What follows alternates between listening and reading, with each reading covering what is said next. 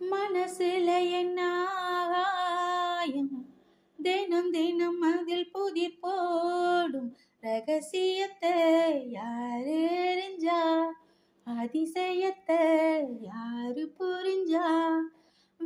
விதைக்கின்ற கைதானி மலர் பறிக்குது தினந்தோறும், மலர் தொடுக்க நாரை எடுத்து யார் தொடுத்தா மாலையாச்சு.